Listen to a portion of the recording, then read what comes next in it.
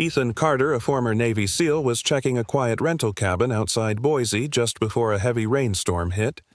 He thought it was just a simple task until his German Shepherd Shadow suddenly barked wildly, clawing at the front door as if sensing danger. Ethan pushed the door open. It was unlocked, and inside, in the cold, damp air, he found a young woman shaking, sitting in a broken wheelchair. She claimed her fiancé had left her there, but as the storm rumbled through the valley, Ethan realized something far more threatening than the weather was waiting for him in that room. Before we begin, tell us where you are watching from, and if this story touches your heart, please subscribe for more. A thin spring rain drifted across Boise's outskirts, soft as silver threads. Ethan Carter drove slowly along the muddy trail that cut through the edge of the pine forest, his wipers pushing aside the drizzle that blurred the windshield like a fading memory he could never fully wipe clean. Ethan, 40, tall, built from years of punishing SEAL training, carried the look of a man carved from the mountains themselves. His face bore sharp, angled lines, a strong jaw covered by a few days of stubble, and dark brown hair that refused to lie flat. His eyes, storm gray and deep-set, seemed older than the rest of him, as if they had memorized too many things a man was never meant to see. His right eyebrow carried a small scar, a pale white line earned in Afghanistan when he dragged a teammate named Luis Moreno out of collapsing rubble. Luis didn't survive the medevac. Since that day, the scar felt less like a wound and more like a fault line that split Ethan from who he used to be. Beside him sat Shadow, his 4-year-old German Shepherd, broad-chested, thick-coated, with a silver-gray blend of fur that shimmered under the faint forest light. Shadow had once been a military K-9, trained to detect explosives and track threats in hostile terrain. His right ear had a slight notch at the tip, earned during a night raid where shrapnel barely missed his skull. Now, his amber-colored eyes held the fierce intelligence of a warrior and the bruised loyalty of a creature who had witnessed both bravery and loss. Shadow had become Ethan's silent partner, the remaining half of a bond forged in battles both physical and emotional. The forest smelled of wet pine and damp earth as Ethan's truck rumbled toward the old rental cabins he maintained for extra income. The cabins had belonged to his father, a stern, hard-working lumberman whose rough hands and colder silences had shaped Ethan long before the military ever could. After his father passed, the cabins fell to Ethan, and though he seldom rented them out anymore, he checked them each month, part habit, part refuge. "Almost done, boy," Ethan muttered, though his voice lacked conviction. Shadow responded with a low chuff, his ears twitching and alert the way they always did when his instincts stirred. Ethan had learned long ago to trust the dog's instincts more than his own. The truck rolled to a stop near Cabin 3, a structure with weathered wooden siding and a porch that always creaked as if whispering old secrets. Ethan stepped out, boots sinking slightly into soft mud. The rain fell steady but gentle, beating on his jacket. Shadow leapt from the passenger seat, landing lightly despite his size, his body immediately tense. Then it happened. Shadow froze, nose lifting to the air, ears pricking sharply. A deep growl slid from his throat, a sound Ethan hadn't heard since their deployment. It wasn't the growl of curiosity, it was alarm. Shadow shot forward before Ethan could speak, sprinting toward Cabin 4, the one at the far end of the clearing, tucked beneath towering pines. Ethan's pulse tightened. That cabin should have been empty. Its last renters had canceled after a family emergency. "Shadow! Heel!" Ethan called, but the dog didn't listen. He never disobeyed unless something was wrong. Ethan ran after him, his boots splashing through puddles as he followed the gray streak weaving between pine trunks. Each step tightened the knot inside his chest, the instinctive tightening of a seal sensing danger in the quiet places. Shadow reached the porch first and launched himself at the door, barking with frantic urgency. The pounding rain made the whole forest sound alive, but Shadow's bark cut through it like a blade. Ethan mounted the steps in 2 strides, put a hand on the knob, and felt it turn freely, unlocked. "What the hell?" he murmured. He pushed the door open. A rush of cold, stale air greeted him, carrying the faint scent of wet wood and something floral, something expensive, out of place in a broken cabin. Ethan stepped inside, shadow slipping past him like smoke, nose low, body taut. That's when he saw her. She was huddled in the far corner of the main room, wrapped in a thin blanket patterned with faded blue stripes. Her wheelchair, lightweight, modern, lay crooked, one wheel bent inward like a broken limb. Her hair, long and blonde, was plastered to her cheeks, strands tangled from rain or tears. She looked to be in her late 20s, with delicate features but skin now ghost-pale from cold. Her wide hazel eyes, beautiful but full of raw terror, locked onto Ethan as if he were both salvation and threat. I'm sorry," she stammered, voice trembling so hard it nearly vanished. "Please, don't hurt me." Ethan held up both hands, palms open. "I'm not here to hurt you. I'm Ethan Carter. I maintain these cabins. What happened?" She swallowed hard, her thin shoulders curling inward. My fiancé, Derek. We argued. He pushed the chair. The wheel broke. He said I was slowing him down." A sob cracked her voice. "He took the car and left. I can't." Ethan studied every detail, not just her words but her face, her posture, the trembling in her hands. She was dressed in clothes too fine for these woods, a cream-colored sweater, soft wool leggings, a designer coat now soaked at the edges. She looked like someone from another world, not a cabin in Boise's outskirts. Shadow approached her slowly, nose extended, his tail stiff with uncertainty. She flinched at first, her breath hitching, but Shadow simply sniffed her hand and sat down, gaze fixed on her with silent judgment. "And your legs?" Ethan asked, voice level. "Can you move them at all?" She shook her head violently, tears slipping down her cheeks. "No, I haven't walked in years." Something in Ethan resisted believing strangers on sight, yet something else, a deeper instinct, recognized genuine fear. Still, he examined the broken chair. It wasn't staged. The damage was jagged, fresh, the type made by sudden force. The rain outside intensified, wind rattling the windows. This cabin had no generator, no insulation, no chance of surviving the night in her condition. Ethan exhaled slowly, feeling the inevitable settle around him like the bite of cold air. "You can't stay here," he said. "This place won't keep you alive tonight." She stared at him, eyes huge. "Then what? What do I do?" He stepped toward her, his shadow falling over the dim room. "I'm taking you with me." Her breath caught, half hope, half terror.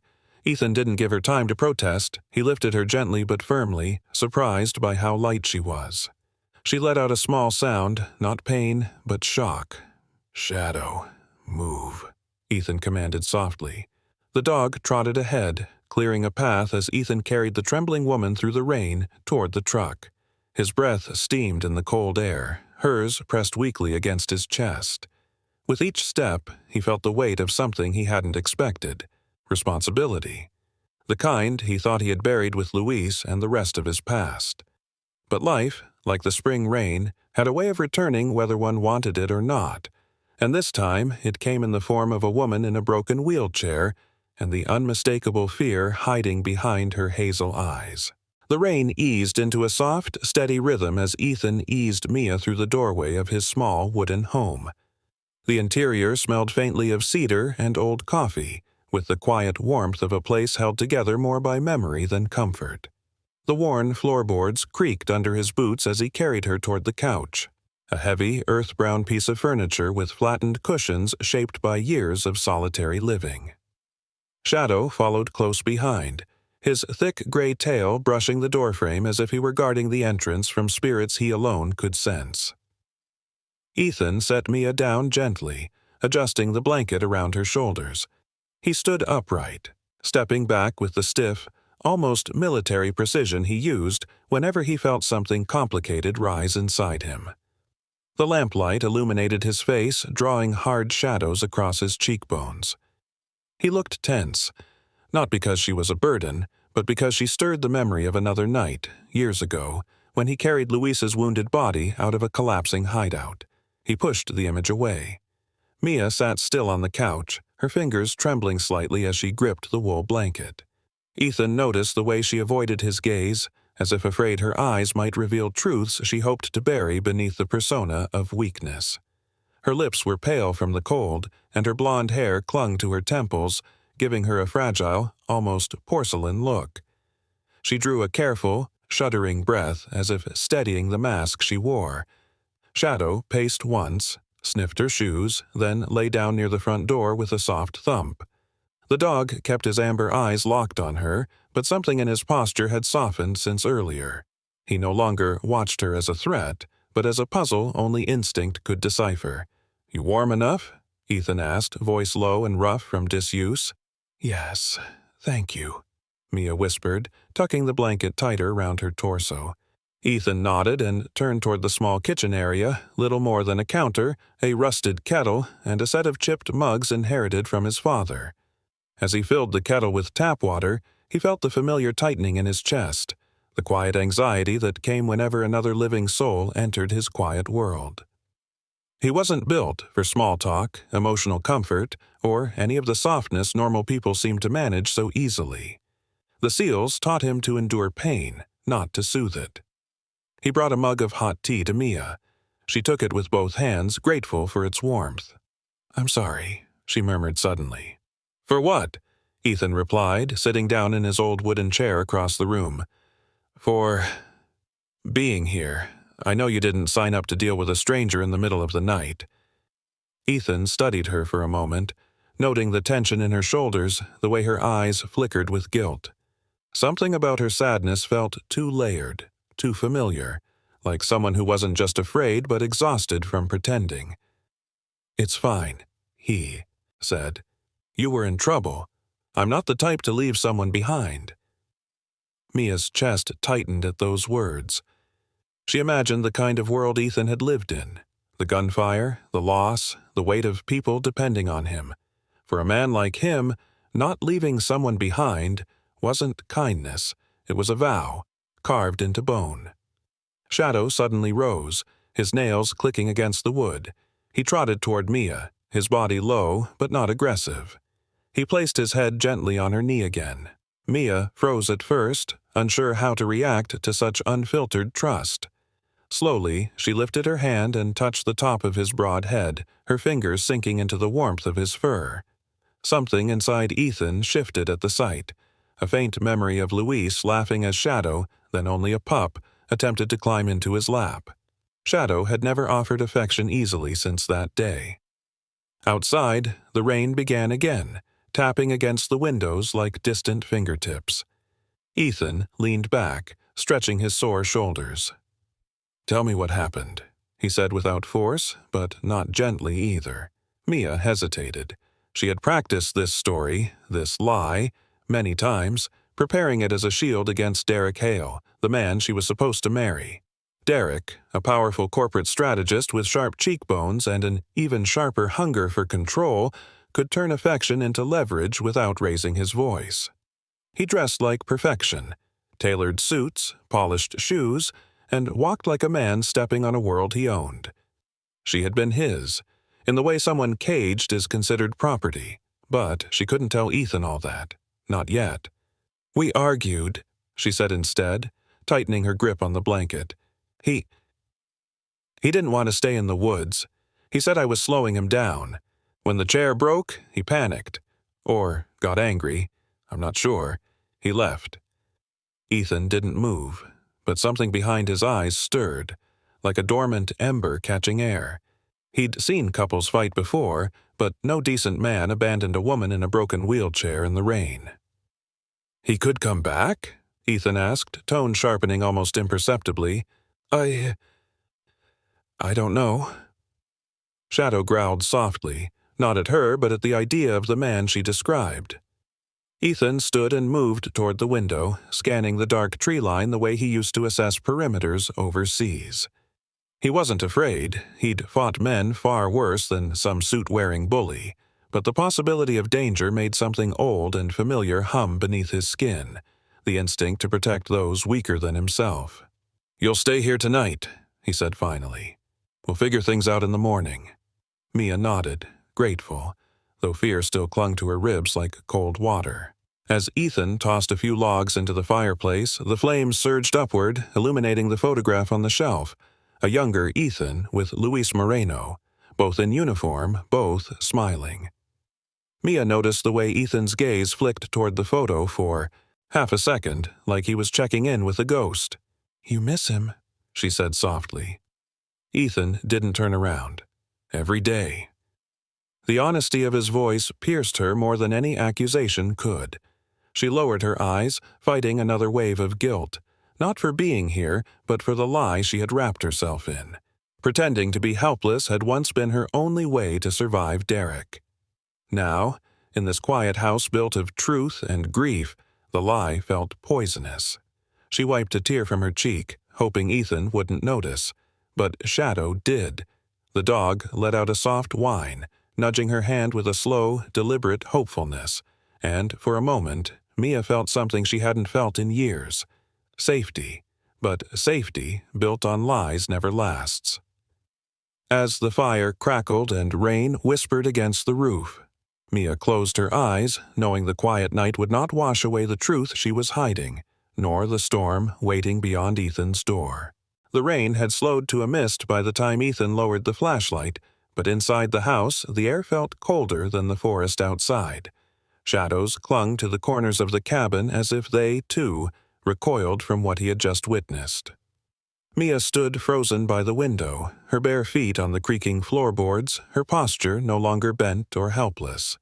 The blanket she had used earlier was draped over the back of the couch, forgotten. She looked like a statue carved from guilt, back straight, shoulders trembling, hands hovering awkwardly at her sides as though she no longer remembered how to appear fragile. Her blonde hair fell loosely over her shoulders, catching the pale light from the dying fire, and her wide hazel eyes, no longer filled with practiced vulnerability, were now pure fear. Ethan's heart slammed once, hard. Not from shock, but from betrayal, sharp and intimate in a way he didn't expect. The past pressed against him like a weight. The faces of men he had trusted, the moments when trust was currency worth more than breath. He had given Mia shelter, warmth, a ramp built in freezing rain. He had carried her, and she... Shadow broke the silence first. The German shepherd trotted toward Mia, tail wagging with joyous confusion, letting out a short bark as though celebrating her miraculous recovery. His fur glistened from the heat of the fireplace, and the slight notch in his right ear twitched as he approached her with delighted innocence. Mia knelt instinctively to steady herself, her breath shakier than the first night she arrived. Shadow pressed his nose to her hand and let out a soft whine, trying to play, but Ethan saw it differently. That sound, once a balm, now sliced through the room like a blade. His palms tingled with cold adrenaline, and a hollow emptiness sank into his chest. Shadow had trusted her enough to offer joy. He hadn't done that with anyone but Ethan since the explosion that killed Luis. Ethan forced air into his lungs. "So," he said quietly, voice rough like gravel, "you can walk." Mia flinched. "Ethan, please. I can explain." He didn't move, didn't blink, didn't unclench his fists. "Go ahead." She wrapped her arms around herself, suddenly looking smaller than her upright posture suggested. "I was scared. Derek, he controls everything. My money, my time, my family thinks he's perfect. When I realized he didn't love me, I needed a way out. If he thinks I'm dependent, he leaves me alone. He doesn't chase things he considers broken." Ethan remained silent, his expression locked in hard stone. The seal in him assessed every micro-expression, every crack in her voice, every half-truth disguised as truth. "And the wheelchair?" he asked. Mia swallowed hard. "It was the only way I felt. Invisible enough to be safe." He let the words hang between them, heavy and bitter. Shadow stepped between them, looking up at Ethan, confused by the tension. The dog's amber eyes flicked from one human to the other, tail slowing until it hung still, lowered in uncertainty. "You lied for days," Ethan said, his jaw tight. "You let me carry you, fix your chair, build you a ramp." A tear slipped down Mia's cheek. "I didn't know how to stop lying once I started. You were kind to me, more than anyone has been in years." The cabin crackled with the sound of a burning log collapsing into embers. Ethan finally stepped away from her, toward the table where the photograph of Luis leaned against the wall. He didn't look at the photo, but he felt its presence like a bruise. Luis had trusted people instantly, wholeheartedly, an innocent warmth Ethan had always admired but never fully understood. Luis was gone because he had trusted the wrong man during an intel exchange. A single betrayal had created a crater in Ethan's life that still pulsed. So when Mia spoke again, her voice thin and breaking, Ethan felt a bitter echo of that crater forming. "Ethan, I didn't want to hurt you, I swear." He exhaled, a long, controlled breath that trembled at the end. "You already did." Mia's knees buckled slightly, as though the words struck her physically. She held the back of the couch for support, not because she needed assistance, but because she sought something solid when Ethan would no longer be that anchor. From the kitchen doorway, a new sound emerged, the creak of the floor under heavy boots. Ethan turned just enough to see his neighbor, Tom Hensley, standing awkwardly at the threshold. Tom was a middle-aged rancher with a wide frame, sun-worn skin, and short brown hair graying at the temples. His eyes, a soft blue, were perpetually tired from years of early mornings tending cattle. Known for being gentle but cautious, he had lived through a messy divorce that left him wary of trusting too easily. Tom raised both hands in apology. "Ethan, door was open. Saw your truck light on. Just checking in on you. Rain's been bad, didn't want you stranded if the road washed out." Ethan's voice stayed flat. "We're fine." Tom looked between Ethan and Mia, sensing tension thick as storm clouds. "Didn't mean to interrupt." "Tom," Ethan said, steel creeping back into his tone. "Thanks, but now's not a good time." Tom nodded slowly. "All right. Holler if you need help." He glanced at Mia briefly, her tear-streaked face, her trembling hands, and his brow creased with concern. But he didn't ask questions. He simply left the same way he came. Quietly. The door clicked shut. Ethan turned back toward Mia, who wiped at her cheeks but failed to hide the trembling in her shoulders. She tried to speak again, but Ethan raised a hand, not harshly, but firmly enough to halt her words. "Not tonight," he said. "I don't want to hear anything else right now." Mia's breath caught. "Ethan, His voice lowered. "Just go to sleep, wherever you want. Shadow will stay by the door." Her chest tightened. Will you forgive me?" His answer was immediate, unfiltered, painfully honest. "I don't know." Shadow whimpered, sensing the fracture between them. He stepped toward Ethan, pressing his head against the man's thigh as if reminding him there was once warmth here. Ethan touched the dog's head, his fingers curling into the thick fur for strength he didn't want to admit he needed. Mia watched him, devastation coloring her face. She sank onto the couch, pulling her blanket around her like armor too thin to protect her from the cold truth she had created. Ethan retreated to his cot near the door, refusing to look back. The cabin fell into a silence so deep it seemed to swallow the firelight whole. Out in the dark forest, the rain finally stopped, leaving only the echo of a lie that had cracked something fragile inside them both. Morning seeped into the cabin like a reluctant apology, pale light stretching across the wooden floor where Ethan sat lacing his boots. The silence between him and Mia still hung like a bruise, visible, tender, impossible to ignore. Shadow lingered near the door, tail low, sensing the tension the way only a battle-worn German shepherd could. Outside, the rain had stopped, leaving the world wrapped in a wet sheen that reflected the early sun like broken glass. The forest smelled of damp pine and unsettled quiet, the kind that made Ethan's instincts tighten. He stepped out onto the porch, exhaling a breath that turned into mist in the cool morning air. He had barely taken 3 steps when the low growl rolling from Shadow's chest made every nerve in his body thrash awake. A vehicle, a sleek black SUV, crawled down his muddy road like a predator that did not belong in the wild. Its polished surface reflected the dripping branches, out of place among the muted tones of earth and bark. The SUV halted, and the door opened with a soft, hydraulic hiss. Derek Hale stepped out. Ethan assessed him instantly. Mid-30s, tall but not built from real labor, more sculpted by gym mirrors than hardship. His angular jaw looked sharpened, his skin a pampered shade of pale that never saw weather rougher than a rooftop bar's breeze. His dark hair was styled with the kind of precision that only money and vanity could maintain. He wore a charcoal suit tailored so perfectly that even the wet air didn't dare wrinkle it.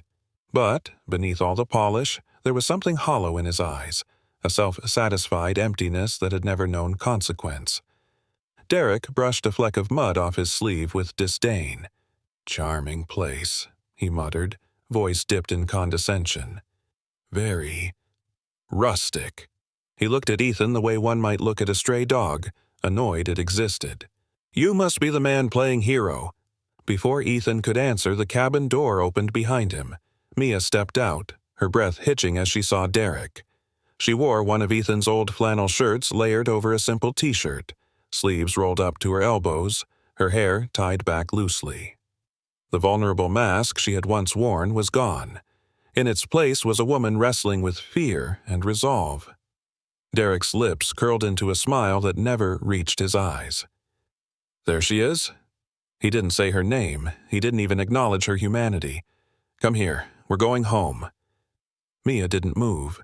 Derek stepped closer, shoes sinking into the mud he clearly despised. "Mia," he said sharply, "you belong to me." Ethan felt Shadow stiffen beside him, muscles coiling, hackles rising like a storm. Derek reached forward, fingers closing around Mia's wrist. Before the scream left her throat, Shadow lunged. The dog didn't bite. He didn't need to. His deep, volcanic growl erupted from somewhere ancient, something forged in fields of combat and years of loyalty. His fur bristled, fangs bared, shoulders broad and powerful as a living wall of fury between Derek and Mia. Derek stumbled backward, slipping in the mud with an undignified yelp. His hands hit the ground first, the pristine cuff of his suit jacket splashing into wet earth. His perfectly styled hair fell over his eyes, and a tremor of genuine fear, raw, unfiltered, shook his face. It was the first honest emotion he'd displayed. "Call off that animal," Derek gasped, scrambling backward as Shadow advanced one step, dominance written in every line of his stance. Ethan didn't move. He acts on his own judgment. His voice was calm, cold, lethal, and he doesn't like what he sees. Mia's chest heaved. Mud splattered Derek's coat as he stood up, shaky and seething. "You can't stay here," he snapped at her. "I know what you're doing. Your father's lawyers already told me you're spiraling. You're confused. "I'm not confused," Mia said. Her voice wasn't loud, but it was sharp, clean, unshakably clear. Derek froze. "Excuse me?" Mia took one step forward, not toward Derek, but simply toward her decision.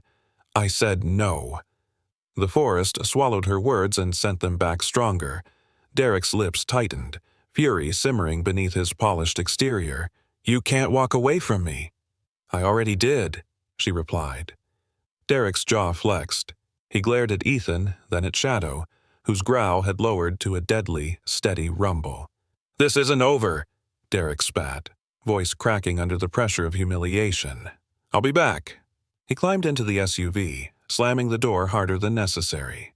Tires spun in the mud, splattering dark streaks across the road as he sped away, his retreat far less dignified than his arrival. When the engine's roar faded, Mia's breath collapsed into a shudder. Her shoulders trembled, the adrenaline breaking through the last of her composure. Shadow walked to her quietly now, nudging her hand with gentle insistence. She knelt in the mud, not caring about the dirt on her clothes, and wrapped her arms around the dog's thick neck, burying her face into his fur. Shadow leaned into her, powerful yet soft, as though he understood every fracture inside her. Ethan watched them, tension still vibrating under his skin. The betrayal from last night hadn't vanished, but neither had the truth he'd seen in Mia's eyes when she said no. Eventually, she stood. "I'm leaving," she whispered. "I can't stay here, not after everything I did to you, but I had to say it. I had to choose for myself." Inside the cabin, she packed quietly, a folded blanket, a small borrowed jacket, nothing more. On the kitchen table, she left a letter sealed with a trembling hand. Next to it, she placed a bright red rubber ball, Shadow's dream toy she had once seen him gaze at in a catalog. A gift, a goodbye, a wound. When she walked down the muddy road, Shadow whined softly, torn between loyalty and confusion. Ethan didn't call her back. He didn't trust himself to. The forest held its breath as Mia disappeared into the quiet morning, leaving behind a cabin full of unspoken truths and a man who wasn't sure what hurt more, the lie she told or the courage she finally showed. The afternoon rain drifted across the horizon like a veil of silver threads, soft enough to lull the forest into calm but persistent enough to turn the earth dark and heavy. Ethan stood on the porch with a mug of black coffee cooling in his hand, staring at the long stretch of road that led away from his cabin. 3 weeks had passed since Mia left, and each day settled into place like dust returning to an untouched shelf. He repaired fences, stacked firewood, and trained Shadow the way he used to when the dog was still young and filled with restless energy. Yet, even in routine, something felt missing. It was subtle, like a picture frame left slightly crooked. Shadow felt it too. Every morning he would trot to the cabin door, bright-eyed, tail ready, expecting her footsteps to return. And every evening he would retreat with the red rubber ball in his mouth, curled near Ethan's boots, confused but faithful.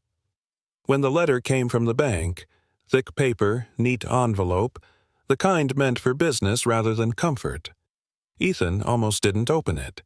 He expected the worst. Another deadline, another warning, another shove toward losing the last place on earth that still held Kate's memory. But the moment he unfolded the letter, his pulse faltered. The words burned through him. The mortgage had been paid, in full, cleared, settled. No outstanding balance. The payer listed was Collins Group Holdings, Mia's world, Mia's money, Mia's impossible generosity. Ethan sat at the table for a long while, staring at the ink until it blurred. He wasn't a man easily shaken. Gunfire, betrayals in combat, the brutal quiet after losses. He had seen all of it without flinching. But this? Someone saving his home, the home he and Kate built with their bare hands, was a different kind of blow. A blow straight to the parts of him he'd spent years armoring. Shadow nudged his knee, letting out a soft, uncertain whine, reading his tension like a map. Ethan finally dropped a hand onto the dog's head and whispered, "I don't know what to do with this, buddy." The rain grew steadier, drumming lightly on the roof as a rusted blue pickup truck crept into view at the edge of the road. Ethan straightened, a frown tightening his brow. The truck was old, its paint chipped, its hood dented, its engine sputtering like an asthmatic giant. Nothing about it matched the sleek life Mia had come from, and yet, when the door opened and she stepped down onto the muddy ground, he knew instantly. It was her. Mia Collins no longer looked like the polished, perfectly curated heiress he had first met. She wore worn jeans, a forest green sweater too big for her frame, and boots caked in road dust. Her blonde hair was tied into a low, messy ponytail with a brown elastic band, and there were dark circles beneath her eyes, not from makeup, but from life. Real life. Her posture was tired, not rehearsed. Her hands trembled slightly at her sides, as if she were unsure whether she was allowed to exist in his world again. Shadow broke before Ethan did. The dog shot from the porch like a gray bullet, skidding across the wet earth. Mia barely had time to brace herself before Shadow pressed his massive weight into her legs, tail whipping hard enough to send droplets flying. He let out a string of desperate, joyful noises, half whine, half bark, as though he were scolding her and celebrating her all at once. Mia dropped to her knees in the mud without hesitation, wrapping both arms around his thick neck. Her voice cracked as she laughed. Soft, breathless, shaking. "Hey, boy. I missed you too." Shadow pawed at her coat pocket and, with a triumphant grunt, pulled out the red ball she'd brought with her. He placed it in her hand with the solemnity of a sacred ritual. Mia's eyes filled with tears at the gesture. "You kept it," she whispered. Ethan watched from the porch, heart tight with something too tangled to name. He'd spent weeks trying to turn his anger into logic, and his logic into closure. But watching Shadow melt into pure forgiveness shattered every stubborn barrier he had left. He walked forward slowly until he stood a few feet away. Mia rose from her crouch, wiping mud from her palms onto her jeans. She didn't approach him, didn't reach out, didn't dare assume welcome. Rain clung to her sweater, making the green fabric darker and the cold seep deeper into her skin. Her voice was small but steady. "Ethan, I'm sorry. For everything. I'm not here to ask for forgiveness. I know I don't deserve that. I just needed—" She swallowed hard. "I needed to see that you were okay, and that he was okay." Shadow sat between them with the red ball in his mouth, tail swishing like a hopeful metronome. Ethan took in every detail of her, the exhaustion, the shame, the courage to come back. He thought of Kate, who used to say that broken things deserved a chance to become whole in unexpected ways. He thought of the ramp he'd built in the rain, of the lie, of the truth she'd chosen when she told Derek no, of the house saved without condition. He exhaled slowly. "You're soaking wet," he said finally, voice rougher than he intended. Mia blinked, unsure what he meant. Ethan stepped aside and nodded once, just once toward the cabin. "Come inside. You're getting cold." Mia's breath stuttered. Shadow barked as if seconding the invitation, and together the three of them walked toward the warm glow waiting behind the wooden door, into a home no longer haunted solely by the past, but opened for a fragile, unpromised future. When their story finally settles into its quiet glow, one truth rises above the rest.